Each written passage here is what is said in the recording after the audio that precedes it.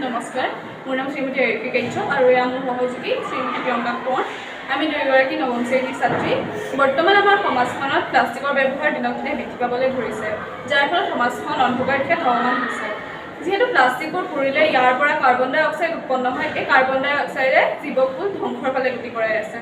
যিহেতু বৰ্তমান সময়ত আমাৰ উদ্ভিদবোৰ নাইকিয়া হৈ গৈছে, ইয়াৰ উপৰিও প্লাষ্টিকবোৰ নৈত নাইবা পানীত পেলায়।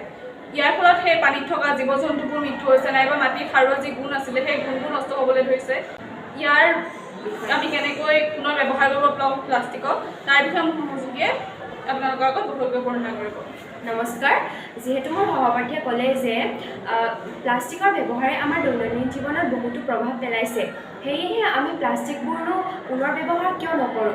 আমি প্লাষ্টিকবোৰ য'তে ত'তে পেলাই নিদি পুনৰ ব্যৱহাৰ কৰিব পাৰোঁ। সেয়েহে আমি এটা প্ৰকল্প হাতত লৈছোঁ, আৰু এই প্ৰকল্পটোৰ প্ৰথম কাম হৈছে যে আমি এটা বটলত যিবোৰ পেলনীয়া প্লাষ্টিকৰ পেকেট আছে সেইবোৰ বটলটোত এটা লাঠিৰ সহায়ত সুমুৱাই লৈ তাত হেঁচা প্ৰয়োগ কৰি আমি ভৰাই ল'ব লাগে।